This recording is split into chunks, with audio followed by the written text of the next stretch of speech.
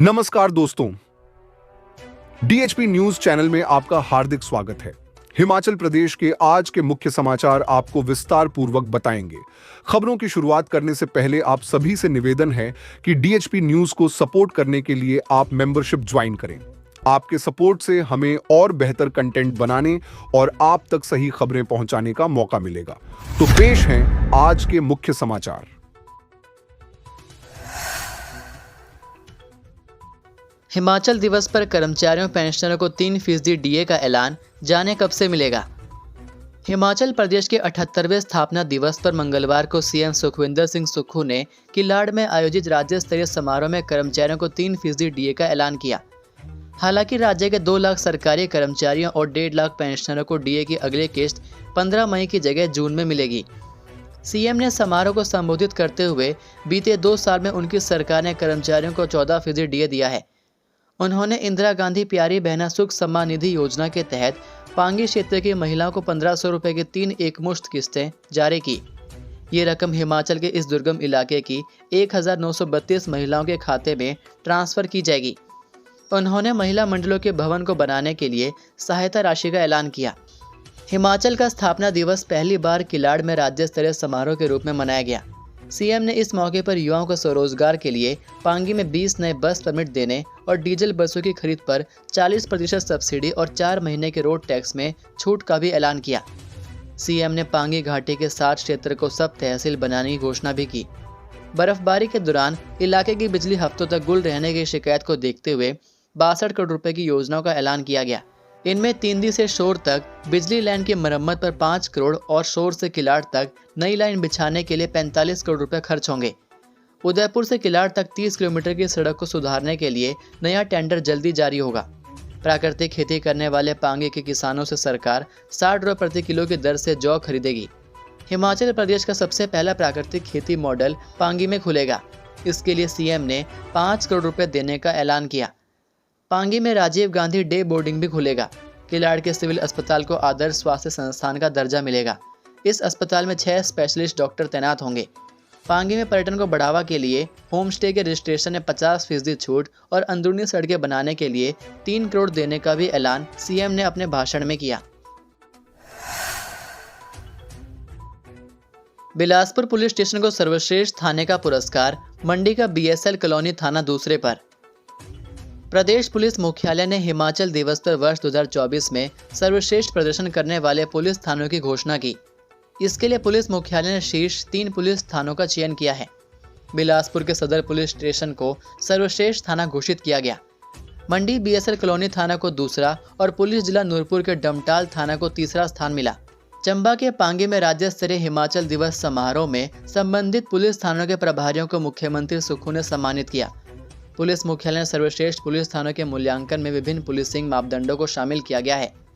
इसके साथ ही पुलिस मुख्यालय ने महिला थाना ऊना को महिला अपराधों की संवेदनशील हैंडलिंग, शिकायत निवारण और सामुदायिक संपर्क में उत्कृष्ट योगदान के लिए राज्य का सर्वश्रेष्ठ महिला थाना घोषित किया गया है।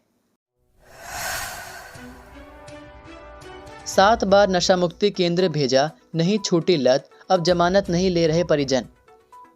नशे के दलदल में फंसे युवाओं को बचाने के लिए बेशक अभिभावक लाखों रुपए खर्च करके नशा मुक्ति केंद्रों में भेज रहे हैं, लेकिन यहां से भी कई युवा नशे की लत नहीं छोड़ पा रहे हैं।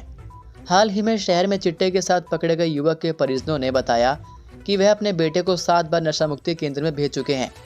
वह नशा नहीं छोड़ पा रहा है। मजबूरी में वह अब उसकी जमानत लेने से भी कतरा रहे हैं ताकि वह फिर बाहर आकर नशा न लेने लगे। जिले में ऐसे ही कई अभिभावक हैं जो कि चिट्टे की लत में फंसे अपने बच्चों को इससे बाहर निकलने में बेबस नजर आ रहे हैं। इसकी मुख्य वजह यह है, जिले में निजी क्षेत्र में ही नशा मुक्ति केंद्र चल रहे हैं, लेकिन यहाँ पर नशे के आदी युवाओं के उपचार के लिए मनोरोग विशेषज्ञों की उपलब्धता न के बराबर है। नियमों में हर महीने इन केंद्रों में संचालकों को मनोरोग विशेषज्ञ का निरीक्षण करवाना पड़ता है, लेकिन एडीसी शिमला की अध्यक्षता में गठित टीम के निरीक्षण में भी इसको लेकर कई खामियां सामने आ चुकी हैं।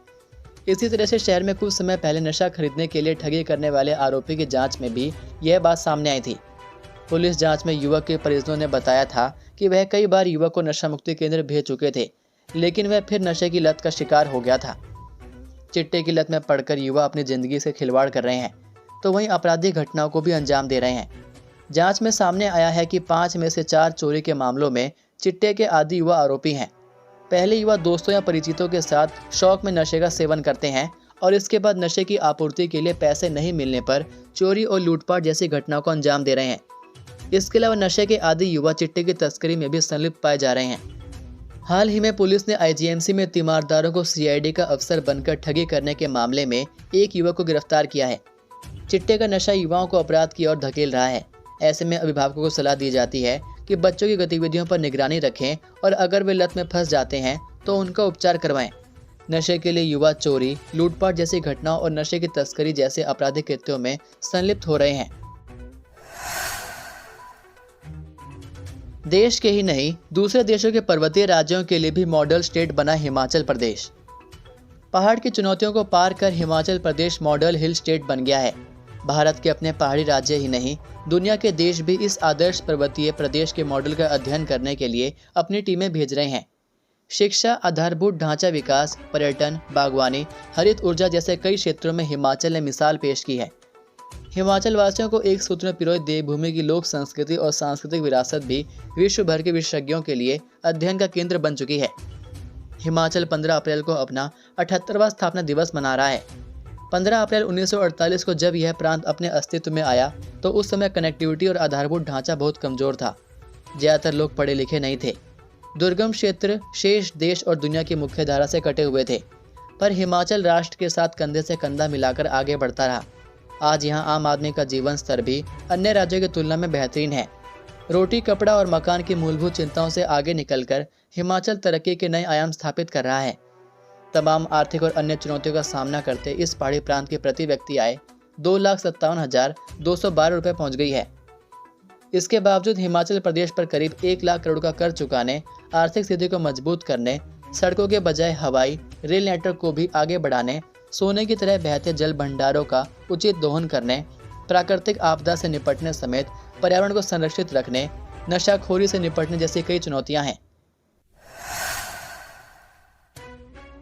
आईपीएल टिकट के लिए दर्शकों को करना होगा थोड़ा इंतजार, जाने कब तक शुरू होगी बिक्री। अंतर्राष्ट्रीय क्रिकेट स्टेडियम धर्मशाला में मई में होने वाले आईपीएल मैचों की टिकट के लिए क्रिकेट प्रेमियों को अभी थोड़ा इंतजार करना पड़ सकता है। फ्रेंचाइजी की ओर से आधिकारिक वेबसाइट पर अभी तक पंजाब किंग्स के मैचों की टिकटों की ऑनलाइन बिक्री शुरू नहीं की गई है। अभी तक पंजाब किंग्स के केवल 15 अप्रैल तक के मैचों के लिए ही टिकटों को ऑनलाइन बेचा जा रहा है, जबकि 20 अप्रैल को मोहाली में होने वाले मैच की टिकटों की ऑनलाइन सेल शुरू नहीं की है, जिससे प्रदेश सहित पंजाब के क्रिकेट प्रेमियों को धर्मशाला में होने वाले आईपीएल मैचों की टिकट के लिए 1 सप्ताह तक इंतजार करना पड़ेगा। जानकारी के अनुसार पंजाब किंग्स की ओर से पंजाब में बचे 2 मैचों की टिकटों को पहले ही बेचा जाएगा, ताकि इन मैचों में भी दर्शकों की संख्या अधिक हो। वहीं मोहाली के स्टेडियम में धर्मशाला से ज़्यादा दर्शकों के बैठने की क्षमता है। हिमाचल के मयंक का कमाल, आयरनमैन वर्ल्ड चैंपियनशिप के लिए हुआ चयन।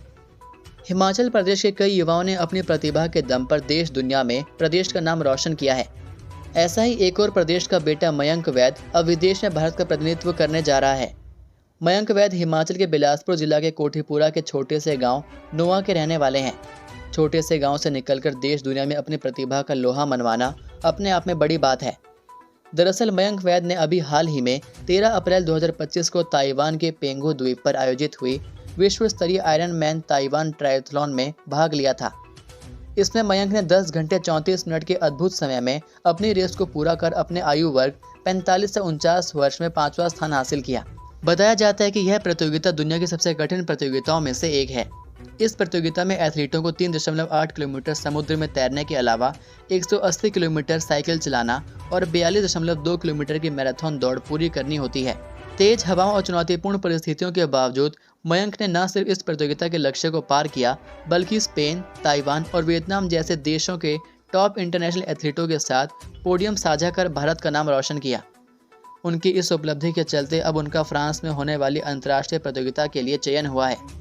मयंक अब 14 सितंबर 2025 को फ्रांस के नीस में होने वाली आयरनमैन वर्ल्ड चैंपियनशिप में भारत का प्रतिनिधित्व करेंगे। मयंक के इस चयन से उनके घर और गांव में खुशी का माहौल है। मयंक वैद ने अपने इस सफर की शुरुआत एक जुनून से की थी, लेकिन अब वह इसे एक मिशन के रूप में ले रहे हैं। विक्रमादित्य ने कंगना को बताया बड़ी बहन, कहा दीदी केंद्र से विकास का फंड लेकर आए।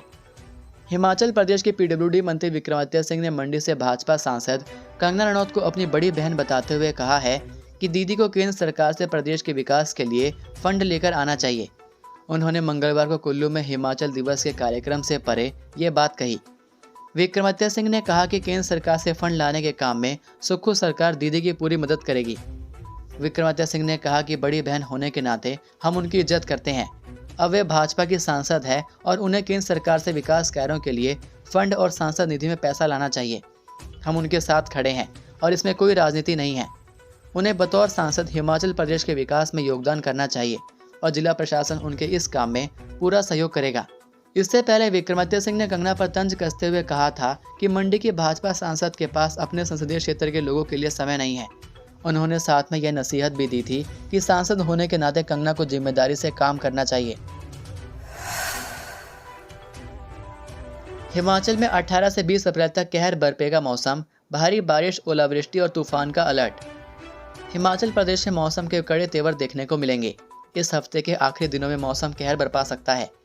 मौसम विभाग ने राज्य के कई जिलों में 18 से 20 अप्रैल तक तेज बारिश, ओलावृष्टि और अंधड़ की चेतावनी जारी की है। विभाग की माने तो चंबा, कांगड़ा, कुल्लू और मंडी जिलों में 18 और 19 अप्रैल को भारी बारिश हो सकती है, जबकि 19 अप्रैल को मंडी समेत कुछ अन्य ऊंचाई वाले इलाकों में भी मौसम बिगड़ सकता है। इसके अलावा शिमला जिले में भी कुछ स्थानों पर 18 और 19 अप्रैल को ओलावृष्टि होने की आशंका जताई गई है। इस दौरान 40 से 50 किलोमीटर प्रति घंटे की रफ्तार से तूफान चलने की आशंका है। ये थे आज के मुख्य समाचार। हिमाचल प्रदेश की बड़ी खबरें रोजाना जानने के लिए सब्सक्राइब कीजिए DHP न्यूज़ चैनल को और बेल आइकन पर क्लिक करें, जिससे आपको प्रदेश की बड़ी खबरें हमारे द्वारा मिलती रहें। वीडियो को लाइक और शेयर ज़रूर कीजिए और आप हमारी वीडियो कौन से शहर से देख रहे हैं नीचे कमेंट करके ज़रूर बताइए। वीडियो में अंत तक बने रहने के लिए आपका बहुत बहुत धन्यवाद। जय हिंद, जय भारत, जय हिमाचल।